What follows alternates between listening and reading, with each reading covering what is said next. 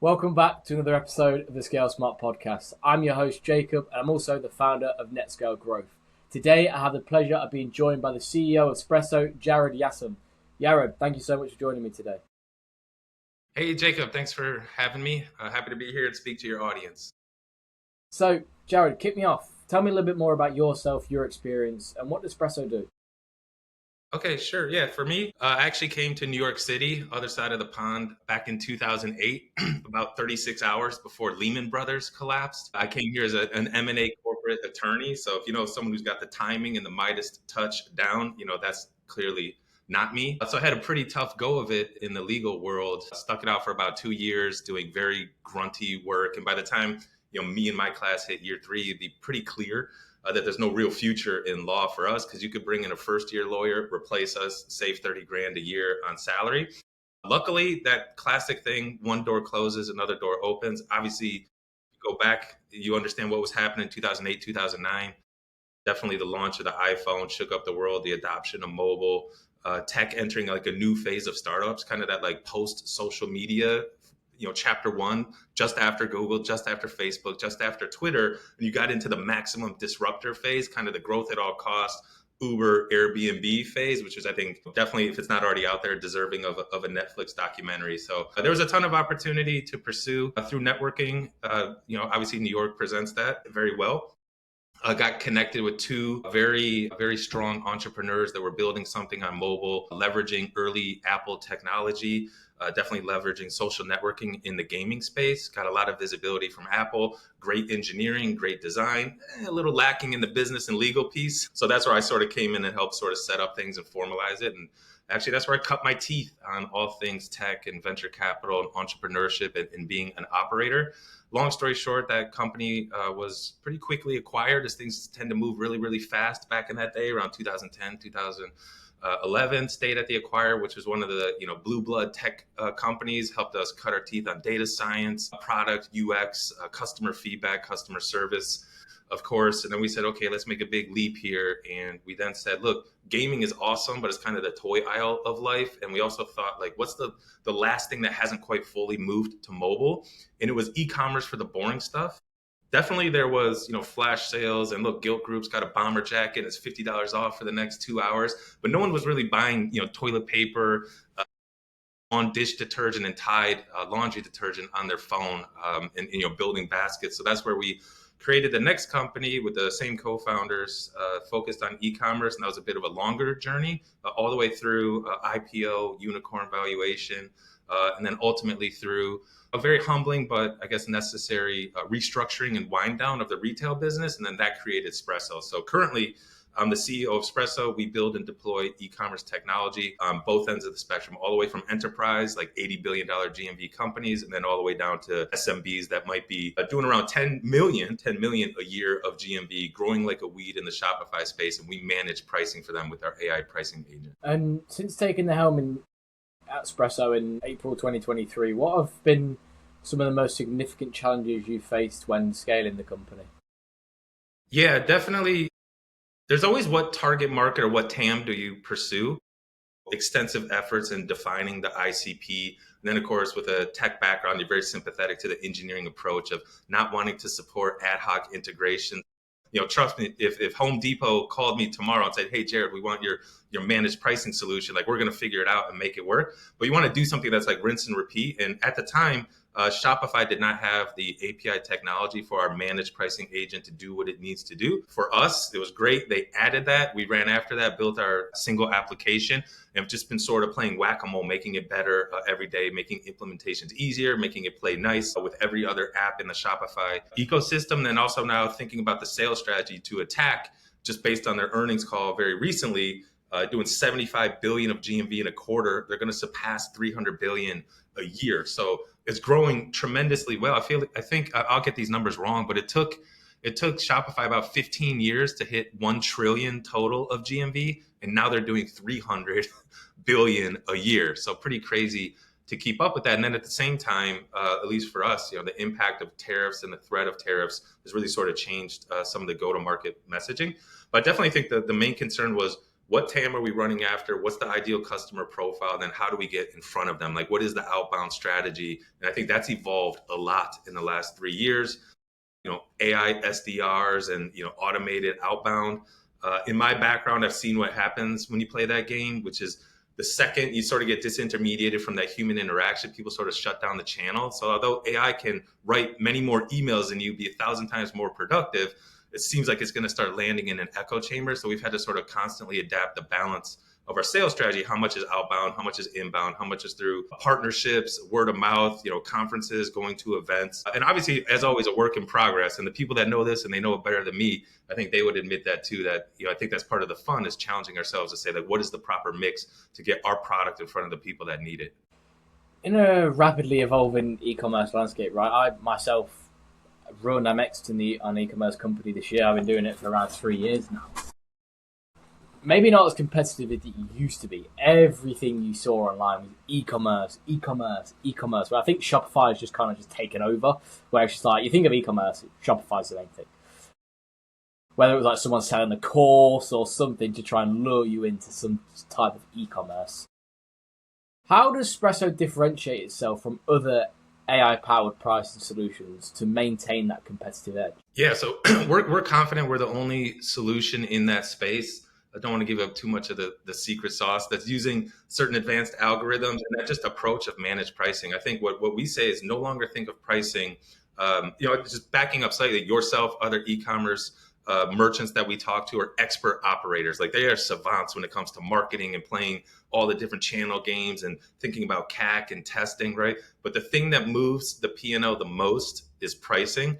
Ironically, that often gets the least amount of attention, right? It's off of a spreadsheet, it's cost plus. And then our approach is no longer think of pricing as a single metric off your spreadsheet. I understood that's like the best you can do. How can you do any better than just hitting your target margin and just checking, velocity, KPI, sales rate, maybe tinkering in for adjustments. But we say just think of pricing as a window of opportunity. So the widget is no longer $10. The widget is between $7 and $13, and then let the Spresso AI agent figure it out for you. So that's definitely what we're offering to our merchants. I think now with the impact of tariffs, it's been more important than ever before. Sure. How can you see the tariffs playing its effect within the future of the industry? Right. So as we sit here today, we don't know when this will be posted, but it's obviously a fluid and very dynamic situation. And I think that requires a very fluid and dynamic solution. So you asked, like, what is our differentiator? We're the most dynamic, automated, and real-time and performance pricing solution that exists. And we're very confident about that. And we have the numbers to prove it.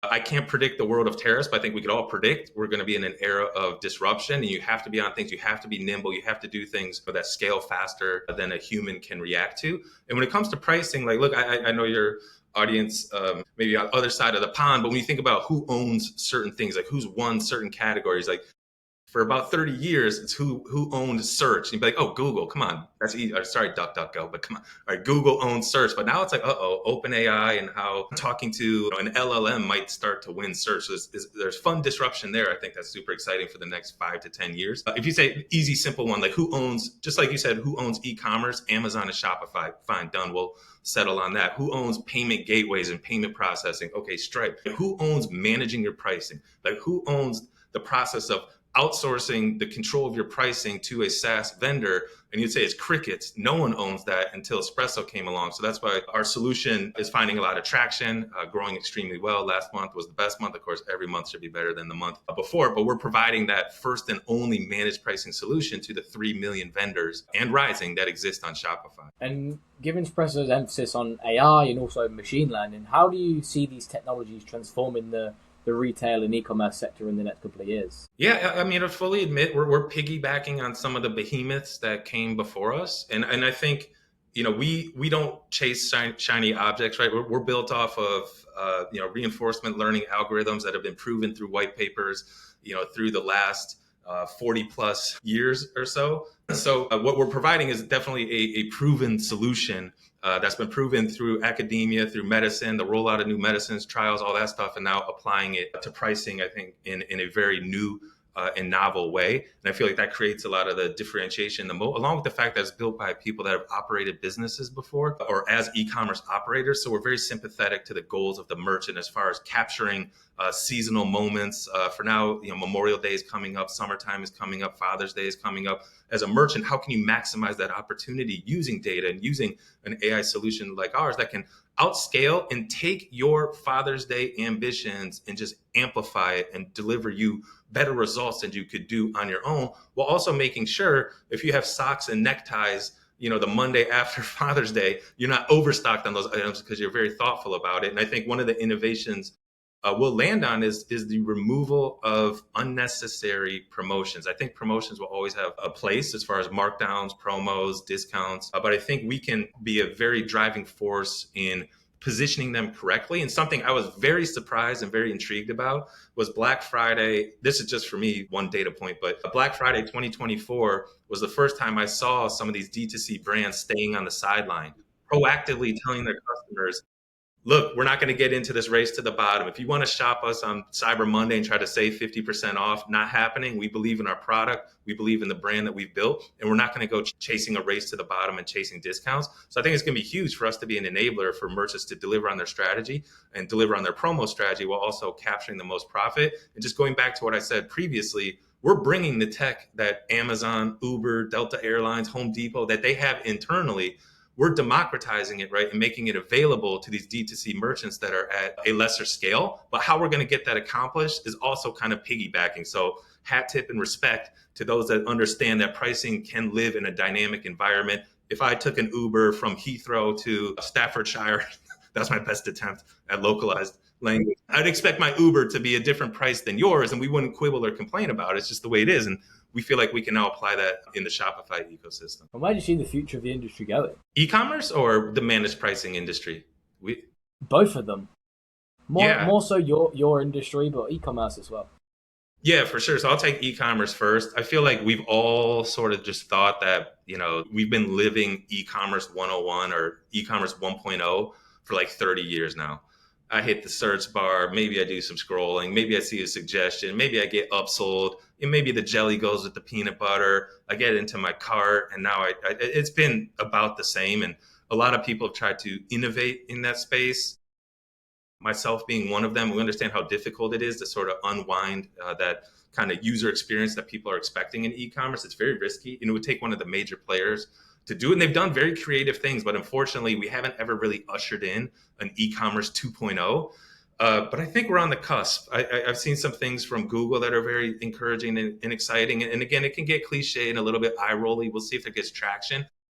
Instacart, I think, does a great job. But just things like, I need to cook lasagna tonight. Just bring everything I need for lasagna to my doorstep by 7 p.m. And like just coming from a prompt. And then Instacart can say, okay, I need to find the Parmesan cheese, the lasagna, the sauce, of course, the meat. Definitely got to get the meat in there. And then, okay, yes, we have capacity. So I think there's something that we're on the cusp of. I hope it gets adoption because I think we've all desperately needed improvements. And I know Walmart had tried things around like, using digital locks, like getting access to your house, like putting the milk and eggs into your refrigerator for you.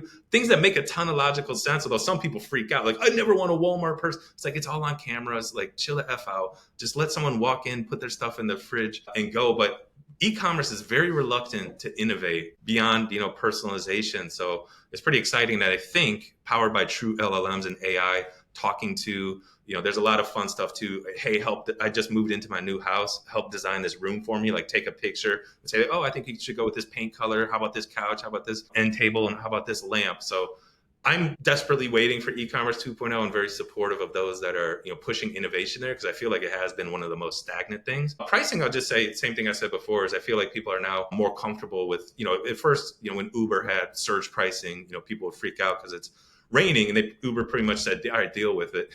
Not only that, you won't even speak to a customer service agent. You'll talk to our non-LLM chatbot from 2010 that doesn't help you at all. But what they provided to people was so high as a service, people were willing to put up with the nuisance.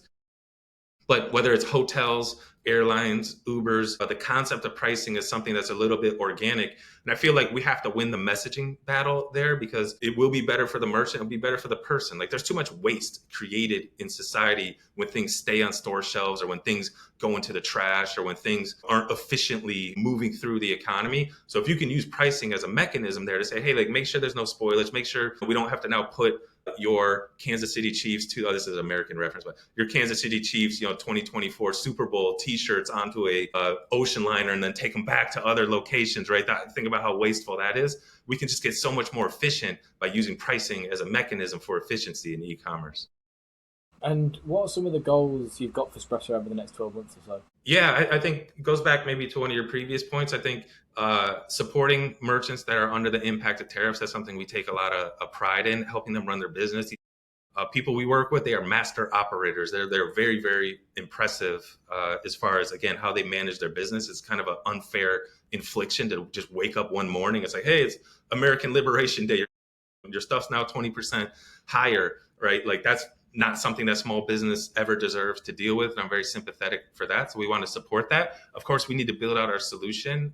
We have a full roadmap. I think that's like very, very exciting. That'll just create a bigger moat and also help Spresso advance as that dominant major managed pricing solution. Again, not only the category winner, but the one that creates the category that says, when you think about CRM, you think about Salesforce. When you think about outsourcing your pricing to those that know how to do it, you would think about Spresso. And then I also say, obviously, every VC or everyone on my board would be cringing right now if they saw this. If I didn't say, we'll very shortly be diversifying off of and expanding off of Shopify as well, staffing up the team, getting more resources, thinking more broadly in e-commerce, delivering our solutions to certain whales. And then, of course, the big leap for us is we're not going to limit ourselves just to e-commerce. There's no reason we can't do concert venues. Like, you think about, there's capacity and constraints. There's a concert, it's got 40,000 tickets that need to be sold.